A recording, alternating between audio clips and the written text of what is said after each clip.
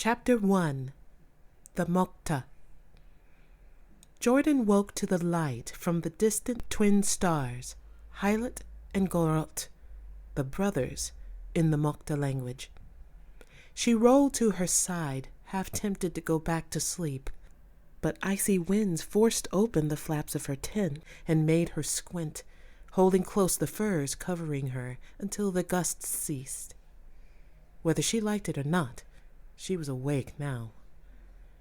As with most mornings, she dragged herself out of her tent, stood up, and stretched. The frigid air bit into her lungs as she took a deep breath. She then exhaled slowly. Moisture from the snow-covered ground and the smells of the nearby tall, slender trees and fall-flowering plants greeted her. The scents of the rest of her hunting pack, still sleeping in their tents, mingled with the freshness of the morning. She ran her hands through her long, soft, dark brown hair, untangling waves as she went, and then secured it into a braided ponytail. Looking at the mountains in the distance, the birds and clouds in the sky, Jordan smiled at the wonder of another day. Soon she and the other hunters would be pursuing a giant saston, an animal that looked like what would happen if a woolly mammoth crossbred with a cheetah or two. It was their job to secure a meat supply for the coming months. She performed additional stretches to loosen up her limbs and to ready for the coming challenges of the day. A tense flap rustled, and footsteps crunched through the thin, soft snow. "Will you be performing the fire dance for us soon, Jordan?" Zoska asked, in the Mokta language. "Or were you intending to break your spine to avoid the hunt?" "Neither. The stretches loosen me up," Jordan replied in Mokta. "I do them every morning, and they help me." "I eat a hearty meal every morning. That helps me." "Are you saying I do not eat well?" Curious, Jordan turned to her friend. Zoska tilted her head slightly and raised an eyebrow. "You eat well enough now. You used to eat like an insect.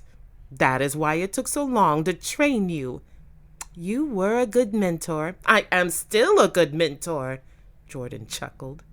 "Yes, but I do not understand why you parent me so much. You are only 2 cycles older than me." "You are a handful, dark hair," Zoska said with a smile. "Maybe you need a second parent." "Maybe," Jordan said, returning the smile. "Shall we start the morning meal?" "Why should we do that?"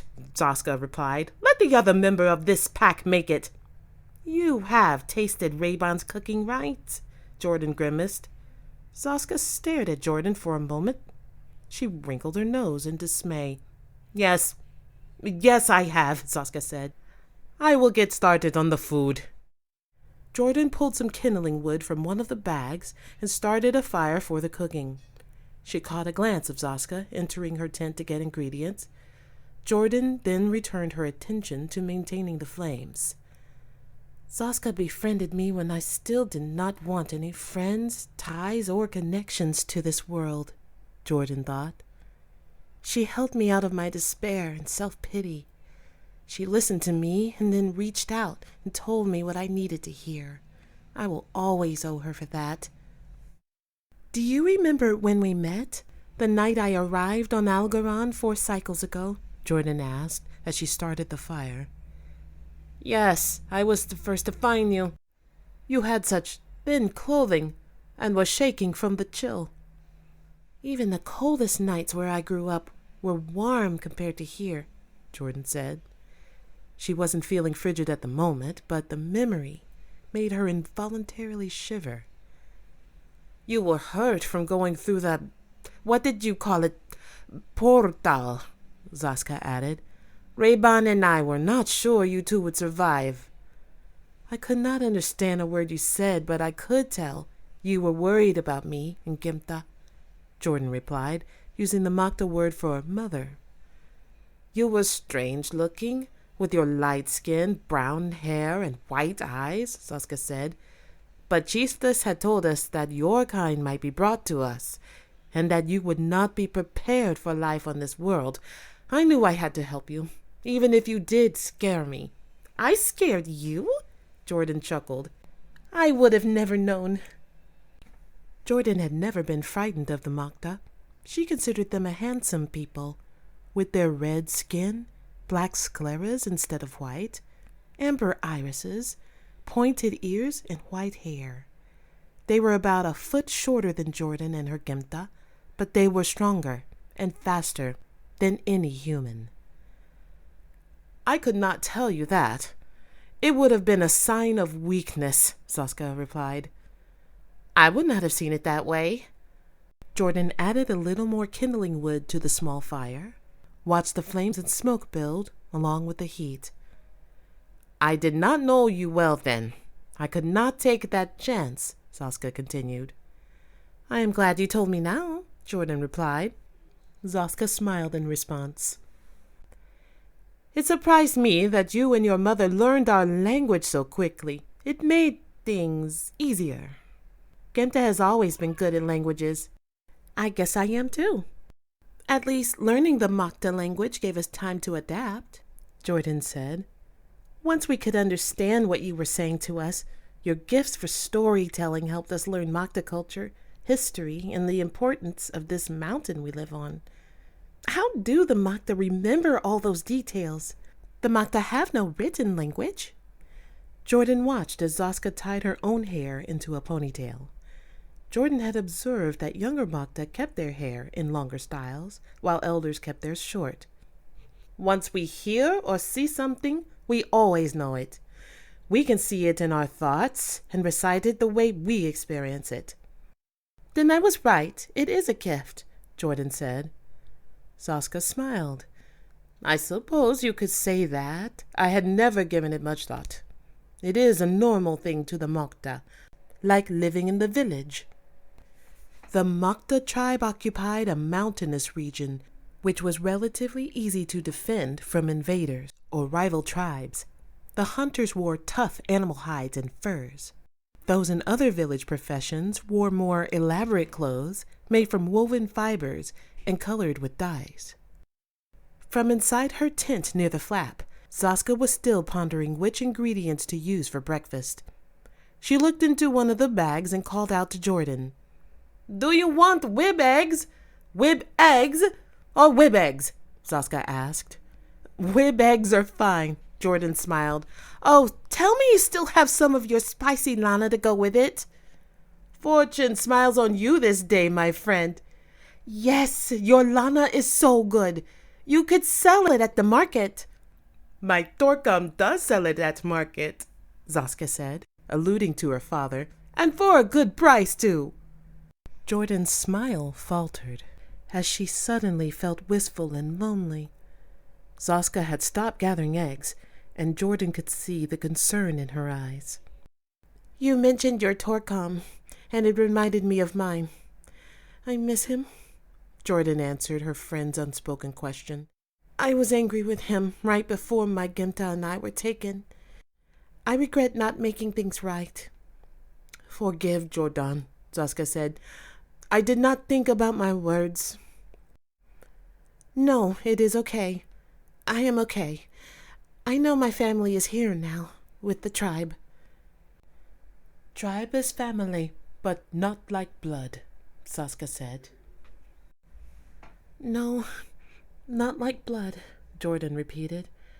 "I miss my Torkam and my younger brother Mark." "Do you sometimes wish he had been taken with you?" Jordan shook her head nervously. "No, at least he is still on Earth with my Torkam," she said. "I do not know what I would have done if he had gotten sick with the Shivalva, like Gemta." Saska nodded. "You are the reason she survived." "I only stayed with her. Healer Latas gave me good instructions when to give her the medical salve, how to handle her fever and tremors, and the loss of her sight. I would not have been able to watch my brother also. Chief Diskitanur would have told the tribe to help with him. Your Gemta still would have lived." Jordan put her hand on Zoska's shoulder and smiled at her. Thank you. I noticed you did not say you would have helped with my brother. Zoska grinned. No, I did not. I had to parent you. You did, and so did Chiefess. Zoska's expression turned sympathetic. Your only blood relative on Algoran could have died from the Shivalba. Many have, even during my cycles, she said. You were so lost during that first winter time. I feared you might perish from sadness. Jordan felt older than her 21 cycles. I had to live, she said. It was the only way she was going to make it. Zoska nodded somberly. But she did recover. You were able to learn the hunt, as all young ones do. And your Gemta helped in the harvest fields. Yes, she can use her other senses well there. Touch, hearing, and smell. Sight is not as important. And because of my training, you are a decent huntress, Zoska added. Decent? Jordan raised an eyebrow in mock offense. Zoska laughed in response. Rayban had arisen and approached his hunting companions. He was lean for a Makta, but strong and fast. He had almond-shaped eyes, a long thin nose, and somewhat small mouth. He had his own share of hunting scars on his arms and legs. This hits the spot, Jordan said in English as she savored her eggs. This is the spot? What are these words you speak, Jordan? Zoska asked. I think she said something in her old language, Rayban added. I am sorry, it lost something in translation, Jordan said. I was saying I really enjoyed the meal. Thanks. Oh, we will need to go soon, Rayban said. The Sastans will be stirring, and it is best to catch them unaware. For once, Rayban is right, Zoska deliberately provoked an irritated glare from the young man. We should go, Jordan. Pack up your gear then. I will be right behind you. Jordan allowed the last of her eggs, which were smothered in lana sauce, to slide off the stone plate into her mouth. What a beast, Zoska taunted. Perhaps we should be hunting you. The trio laughed at that as Rayban attended to the rinsing of the plates. Zoska began packing gear. Jordan drank some water from the stream and organized her hunting gear within a handful of minutes. She looked at the silver ring on her right hand, which had a sapphire gem embedded at its center. It had been given to her by her father a year before her abduction. Dad, Mark, I have not given up hope. I may not know where Algoran is or how the abductors brought us here, but if there is a way for me and Mom to come home to you, I swear I am going to find it.